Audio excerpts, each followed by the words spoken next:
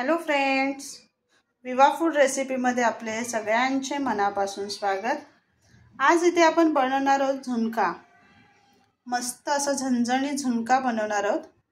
आपण त्याची रेसिपी बघणार आहोत। चला आपण ते बघूयात कशा पद्धतीने करायचं आहे ते।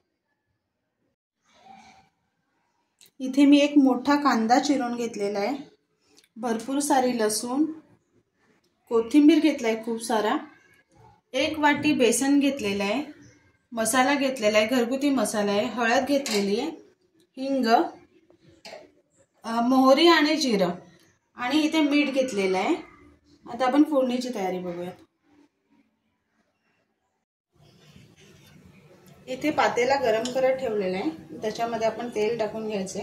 झुणका बनवण्यासाठी तेलाचं प्रमाण थोडा जास्त लागतो।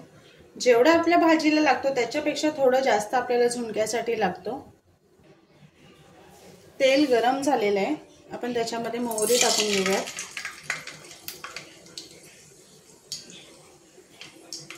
मोहरी चांगली तडतडून द्यायची। ती कच्ची राहिली तर ते दाताखाली येतात आणि त्याचा कच्चापणा जाणवतो, म्हणून चांगलं कडक तेल होऊन द्यायचं आणि मोहरी चांगली तडतडून द्यायची। त्यानंतरच जिरं टाकायचं आपल्याला। हे बघा, मस्त मोहरी तडतडायला लागलेली आहे, त्याच्यामध्ये आपण जिरं टाकून घेऊया। लगेच लसूण टाकूया आणि जे आपण कांदा चिरून घेतलेला आहे, मोठे 2 कांदे चिरून घेतलेले आहेत। कांद्याचं प्रमाण जास्त पाहिजे, झुणक्याला चांगली चव येते।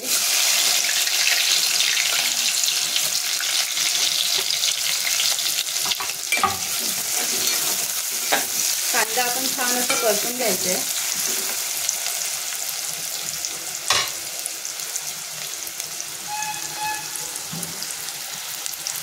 बघा किती मस्त झालेलं आहे। कांदा छान परतून झालेला आहे, आपण त्याच्यामध्ये हिंग टाकून घेऊया, हळद आणि 2 चमचा मसाला। मसाला थोडा पाहिजे जास्त, झणझणीत झाला तर झुणका अजून खायला छान लागतं। ते छान परतून घ्यायचं आहे मसाला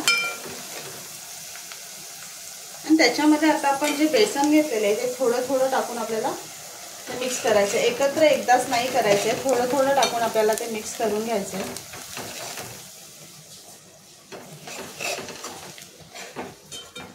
गॅस थोडा मंद करून ते परतायचे आणि ते व्यवस्थित भाजून यायला पाहिजे झुणका।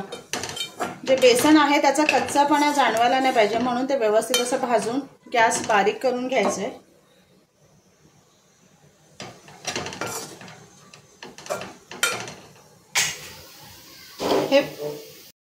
हे बघा किती मस्त मिक्स होऊन आलेले आहे। झुणका पण छान आपला झालेला आहे आणि त्याच्यामध्ये बघू शकता तुम्ही कुठेही असं सुक्या पिठाच्या गाठी राहिलेल्या नाहीयेत। व्यवस्थित थोडं थोडं टाकून घेतलं ना तर परतून छान होतं ते। आता आपल्याला त्याच्यामध्ये मीठ टाकून घ्यायचे। आपण चवीप्रमाणे त्याच्यामध्ये मीठ टाकूया आणि पुन्हा मिक्स करून घेऊया आणि ह्याच्यावरती आता मी झाकण ठेवून घेणार आहे आणि त्याच्यामध्ये मी पाणी ठेवते झाकणामध्ये। ते वाफेमध्ये जे थोडं थोडं थेंब थेंब पाणी पडून ते झुणका अजून छान शिजला जाणार आहे, कच्चापणा त्याचा जाणवणार नाहीये। मी 5 मिनिटं झाकण ठेवते। 5 मिनिटं झालेले आहेत।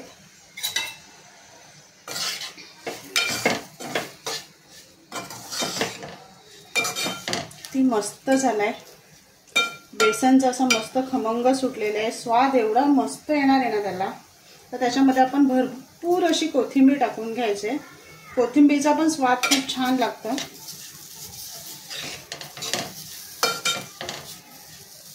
दोन मिनिटं आपण असंच परतून घेऊयात। मग इथे तयार आहे आपला झुणका। हे बघा, इथे मस्त असा झणझणीत झुणका तयार आहे। त्याच्याबरोबर भाकरी, मिरची, कांदा तर पाहिजे झुणक्याबरोबर।